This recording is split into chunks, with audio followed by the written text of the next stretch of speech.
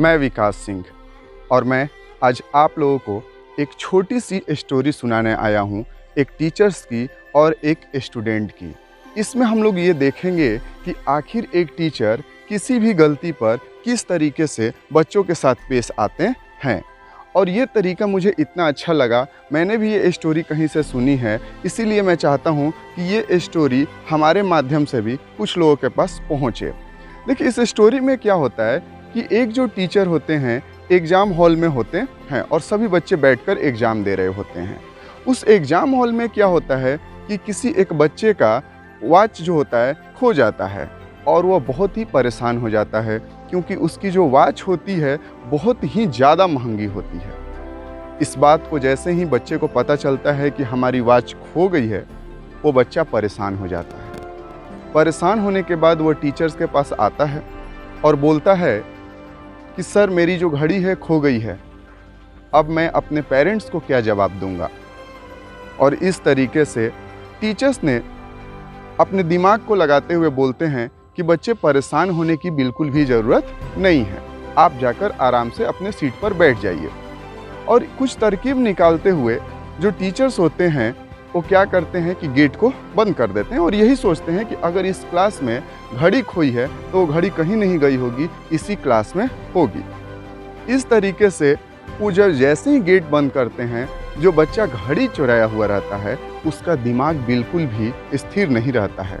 अब उसके दिमागों में ये चलने लगती है कि मैंने घड़ी तो चुरा ली, लेकिन जैसे ही इन बच्चों को पता चलेगा कि हमने ये घड़ी चुराई है तो मेरा क्या होगा, मेरी तो घोर बेइज्जती हो जाएगी, मैं घर में मुंह दिखाने लायक नहीं रह जाऊंगा, स्कूल में मुंह दिखाने लायक नहीं रह जाऊंगा और हमारे घर वाले को यहाँ बुलाकर बहुत बेइज्जती सहनी पड़ेगी। इस बात को सोचते हुए उसने ये सोचा कि मैं आज अपना जान दे दूंगा इसी बिल्डिंग से कूद के। जैसे ही ये पता चलेगा लोगों को कि मैंने ये घड़ी चुराई है, मैं जीने लायक नहीं रह जाऊंगा और मैं अपना जान दे दूंगा। ये सब कुछ वो सोचने लगता है।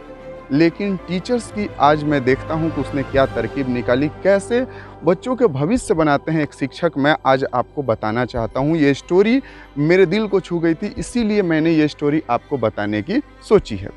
और उसके बाद गेट बंद करने के बाद टीचर्स बोलते हैं कि आप सभी लोग अपने जो टाई होती है उससे आंखें बांध लीजिए। और इस तरीक़ा से सब लोग अपना आंख बांध लेते हैं और एक एक करके सभी के पॉकेट्स को चेक करने लगते हैं।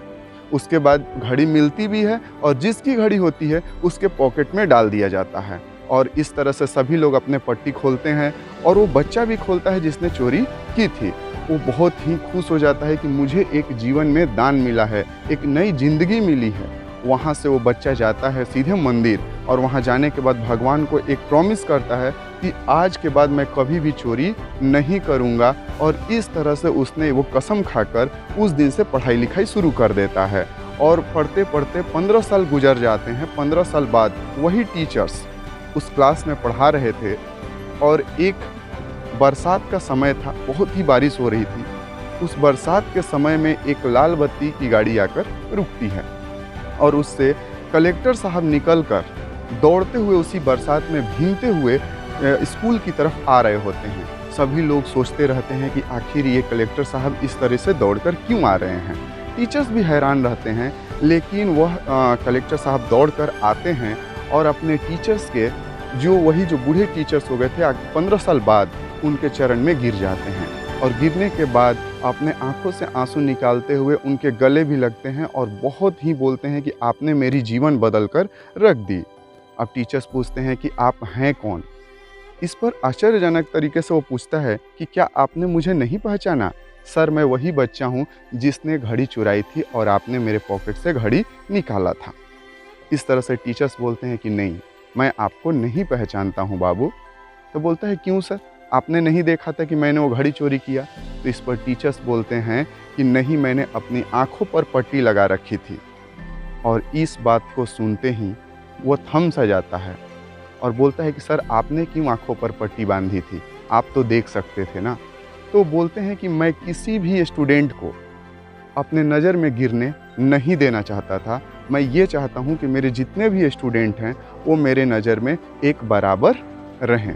और मैं सभी को एक बराबरी से देखना चाहता हूँ। मैं ये चाहता हूँ कि मेरे जितने भी स्टूडेंट हैं, सभी एक अच्छा बनकर निकले इस स्कूल से और अपने लाइफ में सक्सेस करें। तो ये होता है टीचर का असली मतलब। आज मैं सभी टीचर्स को बताना चाहता हूँ, जितने भी लोग स्टूडेंट को पढ़ा रहे हैं, कि उनकी गलतियों को ऐसे हैंडल कीजिए जैसे कि उनको बेइज्जती कम और दिल पर ज़्यादा लगे, जिससे कि वह अपने जीवन में सुधरने के लिए सोचे, ना कि और बिगड़ने के लिए। और इस स्टोरी में कैसा आपको लगा, आप मुझे ज़रूर बताइए। धन्यवाद। जय हिंद, जय भारत।